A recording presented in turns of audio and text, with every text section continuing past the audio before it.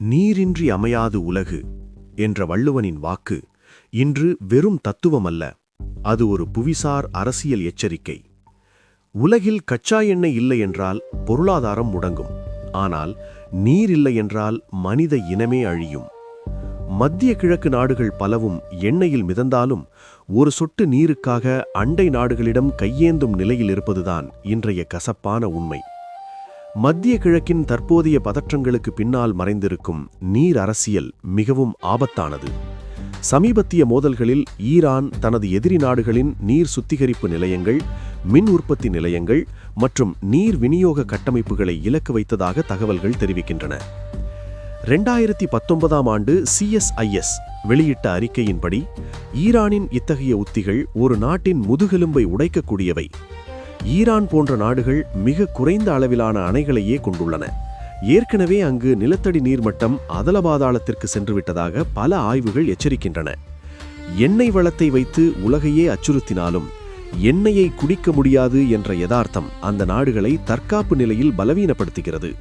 2024-2026 காலப்பகுதியில் INSS வெளியிட்ட ஆய்வுகளின்படி நீர்நிலைகள் மீதான தாக்குதல் என்பது ஒரு நாட்டின் பொருளாதாரத்தை நிலைகுலையச் செய்யும் மிகச்சிறந்த ஆயுதமாக உருவெடுத்துள்ளது. நீர் விநியோகம் தடைபடும் போது சுகாதாரம் சீர்குலைந்து உள்நாட்டு போர் மற்றும் பொருளாதார வீழ்ச்சி ஆகியவை சங்கிலி தொடராக நிகழ்கின்றன. மிடில் ஈஸ்ட் இன்ஸ்டிடியூட் 2025 அறிக்கையின்படி கடலில் ஏற்படும் எண்ணெய் கசிவுகள் குடிநீர் விநியோகத்தை பாதிக்கும் மிகப்பெரிய அச்சுறுத்தலாக மாறியுள்ளன. கடல் நீரை நன்னீராக்கும் நிலையங்களை சார்ந்துள்ள நாடுகளுக்கு ஒரு சிறிய எண்ணெய் கசிவு கூட ஒட்டுமொத்த குடிநீர் விநியோகத்தையும் முடக்கிவிடும் அபாயத்தை கொண்டுள்ளது. இது இன்று நேற்று தொடங்கியதல்ல. 1980களிலேயே CIA தனது ஆய்வுகளில் மத்திய கிழக்கில் நீர் பற்றாக்குறை பெரும் போர்களுக்கு வழிவகுக்கும் என கணித்திருந்தது. தி வெல்த் ஆஃப் நேஷன்ஸ் பாணியில் எழுதப்பட்ட பல தற்கால புத்தகங்கள் ஹவு ட்ரை ஈரான் இஸ் என்பது பற்றி விவாதிக்கின்றன. ஈரானின் புவி அமைப்பு மற்றும் தவறான நீர் மேலாண்மை ஆகியவை அந்நாட்டை பாலைவனமாக்கி வருகின்றன. இதே போன்றதொரு நிலைமையை நாம் பொலிவியாவின் நீர் நெருக்கடியிலும் கண்டோம். பொதுமக்களின் நீர் வளங்கள் தனியார் மயமாக்கப்பட்டு மக்கள் ஒரு சொட்டு நீருக்காக வீதியில் இறங்கி போராட வேண்டிய நிலைக்கு தள்ளப்பட்டனர். இது நீர் மேலாண்மையில் அரசு தோல்வியடைந்தால் ஏற்படும் பேரழிவிற்கு ஒரு சான்று. இந்த உலகளாவிய சூழலில் இலங்கையர்களாகிய நாம் மிகவும் ஆசீர்வதிக்கப்பட்டவர்கள். சுற்றிலும் கடல், வற்றாத ஆறுகள், ஆண்டு முழுவதும் மழை என தீவு நாடான நமக்கு போதிய நீர் வளம் உள்ளது. ஆனால் இந்த வளம் நம்மிடம் நிரந்தரமாக இருக்கும் என்று மெதனமாக இருந்துவிட முடியாது. மத்திய கிழக்கு நாடுகளின் நிலைமை நமக்கு ஒரு பாடமாக அமைய வேண்டும். இலங்கையும் நீர் வளங்களை பாதுகாப்பது என்பது இப்போது தேசிய பாதுகாப்பு சார்ந்த விஷயமாக மாறிவிட்டது.